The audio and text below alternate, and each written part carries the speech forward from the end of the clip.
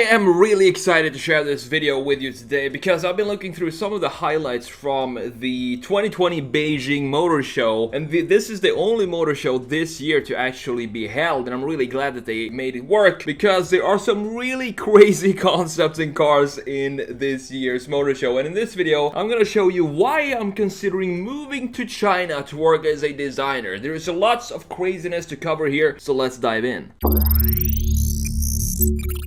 Hey, welcome back to the channel. It's TheSketchMonkey here. First of all, I want to announce something really cool from Polestar. I'm sure you've heard about this already. Polestar has made the announcement that they are putting the beautiful, cool Precept Concept into production, and there's already 130 people working on getting this into production. The Precept will be manufactured in Polestar's brand new carbon neutral facility in China, and I can't wait to see the final product from concept to production, and I really hope that they don't lose that stance and the beautiful proportions of the car. So Polestar, please don't change anything. Now, what I'm gonna do in this video is go through my top 5 favorite concept cars from the show. There are different reasons why they are my favorites. Some are really weird and some are really cool, but we're gonna start with the Sun SS Dolphin.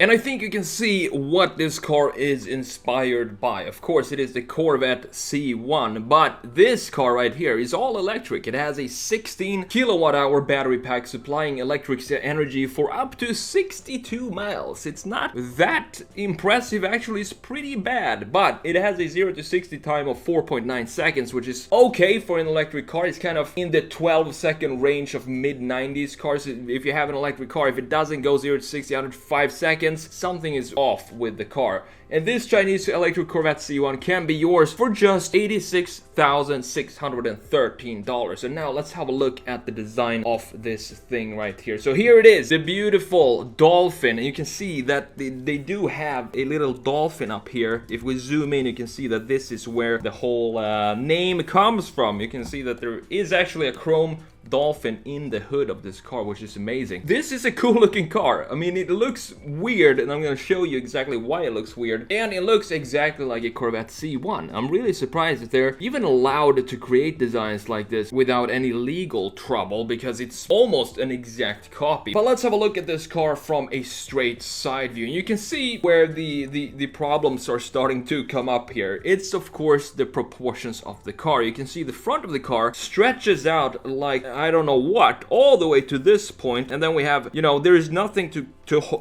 keep the front of the car up. So what needs to happen here, if we were to fix this really quickly here, not some substantial redesign, what needs to happen is we need to bring this whole thing, let's copy this whole area right here, and move it back this way, and by doing that we shorten the hood, we also shorten the overhang in the front, and we bring back a little bit normal proportions in the front so that it doesn't look like it's stretching its forehead out in some weird way. So that's the only issue that I have with this design. Other than that, I mean, just look at the details. And this is what's so interesting with Chinese design right now. It seems like they're having a lot of fun designing cars in China right now, because this new electric market, all of these concepts that I'm going to show you, by the way, are all electric. So there is a huge market for electric cars in China right now, and I think they are actually a little bit ahead of the rest of the world when it comes to electrification of their market of cars. So this is the first concept that I wanted to show you. This is the Songsan SS Dolphin, of course, and on to the next one, which is from the same company actually, and it's called the Songsan Summer. As the Dolphin was inspired by the C1, and this is clearly inspired by the Volkswagen T1 from the 60s. This is the Songsan Summer here. Such a happy name, isn't it? It has a foldable roof tent, same powertrain under the hood as the SS Dolphin, which means 0 to 60 in about same time actually as the Dolphin. So 4.9, you can now take a camper van and push it up to 60 in 4.9 seconds, but the range is still about 60 miles, so you won't come that far with it. Still pretty impressive for a brand new electric camper van with this cool design here. Unfortunately, this is not coming to the US or Europe for that matter, since it will only be available for the Chinese market. Maybe that's for the better. Looking at the design of this summer here, we can see that they took Songsan here. It had a little bit more effort into making it different from the original car, which is of course the Volkswagen T1, by actually giving this car a hood, which is interesting because it's an electric car, so it doesn't really need a hood, and the original doesn't have a hood. So this is sort of a design exercise. Maybe it's for space, interior space or something like that. But same thing here. It just looks like the designers in China are having a blast designing these cars. Number 3 on my list is the Tune B70. I'm not sure I pronounced that correctly, but it's straight up a no-shame copy of the Cadillac CT4 in the front and the CT5 in general proportions of the car. The new B70 looks like a big luxury sedan, but doesn't really pack a punch with a tiny turbocharged 1.5 liter, making just 169 horsepower. But hey, you can get it in a 6-speed manual. The new Tune B70 may look like the CT5, but it is in fact smaller than the Cadillac with 189 inches compared to the 194 for the Caddy, and the B70 will go on sale in China this year. Having a look at the B70 here, and it's not an ugly car, and it's a simple reason for that. The reason is it's a straight up copy of a Cadillac, and a Cadillac is a good looking car, which I've said in the CT5 wagon redesign that I did a long time ago. You can see here that the front is pretty much a CT4 with this headlight treatment right here. The grille is a little bit unique. I mean, if you want to call it unique, it's different from the Cadillac, and it has a different graphic elements inside of it there. But looking at this car from a straight side view here, for example, you can see that it's all about the CT5 here. You even have the same kink right here in the back of the car, which some people don't like in the CT5. I think it creates a little bit of a personality for the CT5. I don't have anything against it, but here it even looks like this piece, which is plastic on the CT5, is in fact glass, if I'm not mistaken, which means that it actually has a function in the Chinese Cadillac that doesn't occur in the US version.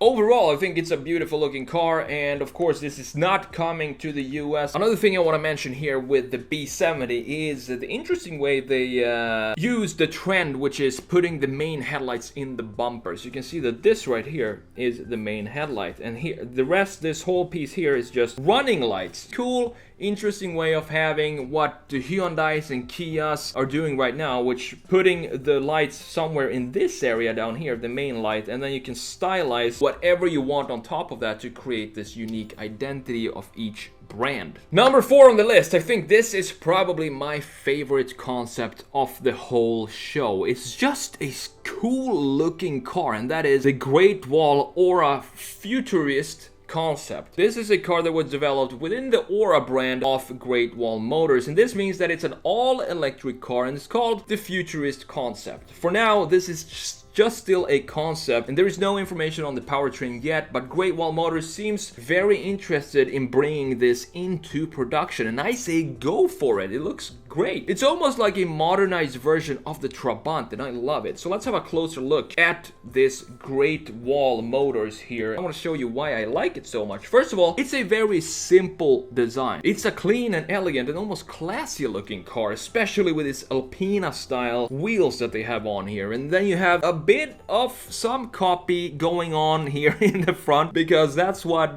Chinese cars are mostly known for, copying some parts of Western cars, but then putting their own kind of spin on it. And you can see that the front here looks pretty much like a Mustang Mach-E, and I don't think that's by mistake. But looking past that, which by the way, I think it works on this car, it looks good, but then you have all these beautiful details, such as this bumper, which looks modern, but at the same time, it looks vintage. It looks like the old chrome bumpers that you had on the front of Trabants, for example, and this is also mirrored here, down here. So you have two beautiful lines like this, and this line down here continues into the body of the car and then goes around the whole car. It's just a beautiful, cool looking concept. And again, if I was a design student, I would want to focus on China and get to design cars like this from scratch instead of going to BMW and just design a kidney that turns out to be a complete failure. Last but not least is the Hongkou E-HS9, and this is available with two different motors, both both with plenty of power. The low-spec version features 2 electric motors, one on each axle, the standard layout of electric cars, rated at 215 horsepower each, and this turns out to be 430 horsepower combined. Not too bad, it's decent, but not too exciting. However, the top trim model gets a 329 horsepower motor for the rear axle, and this in combination with the front has a power output of 544 horsepower for the 7-seater, and it gives it a 0 to 60 time in the low 4-second range. And on top of that, Hongkou says it can travel up to 300 miles on one charge. These stats, however, have not been independently verified, and these are just numbers coming straight from the manufacturer, so we don't really know for sure that it can do 300 miles. And same thing for this model as with the rest here. This model is already in production and it's only available for the Chinese market. But let's have a look at the design of this thing. I think it looks pretty cool, to be honest with you. It looks like a Hyundai mixed with a Rolls, and I see a little bit of BMW in there. I think that has to do with the front grille there, but it looks cool. It has a presence to it, and I actually really like the two-tone. So you have the white here, and then it combines with the silver on the lower part of the car. And this thing in the front, this is one detail that I love here, is this long LED that goes right here. This whole piece is an LED, so it looks at night. I can only imagine how cool that would look with those long LED strips that follows the lines of the front of the car. And here we have the more traditional way of using the main headlight integration, as I was talking about earlier, in a more traditional way, with having it a big LED, a big headlight right there in the bumper, and then you have the identity of the car, and you can play around and do whatever you want with the top of the lighting situation, the front of the face here, to create a very strong brand identity for the car. And also in the rear, it has some really cool lighting going on here.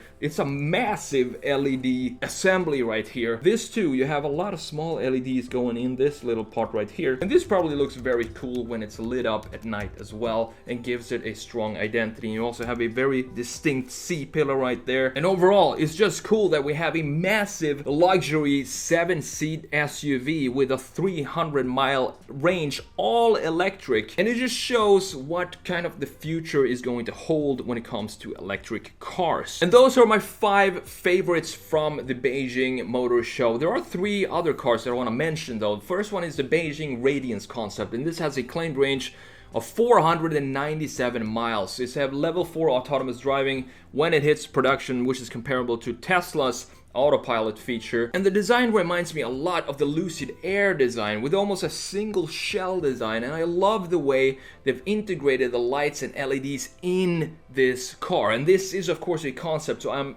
I doubt that these LEDs will look this cool in the production version of the Beijing Radiance. The second one I want to talk about is the Chorus Milestone concept. It has a giant screen as a windshield, so when you look at it from the inside, you're actually looking at a see-through screen. And the design of this car, it has a very angular design style of this car. It's a cool style, and to me this is a very Russian style car. When I was studying car design in Italy, we had a couple of Russians studying in the same class as me, and they have a very particular style when it comes to sketching. They have a very angular looking style with a lot of 90-degree angles and sharp edges. I can almost guarantee that this was designed by someone from the Russian design philosophy. Could be wrong. And it has an extremely tiny greenhouse, but entering and going out and in of this car is pretty easy because there's no B-pillar, and the way the door opening works here makes it a lot easier. Even if the greenhouse is small, you can still get in and out of the car very easily.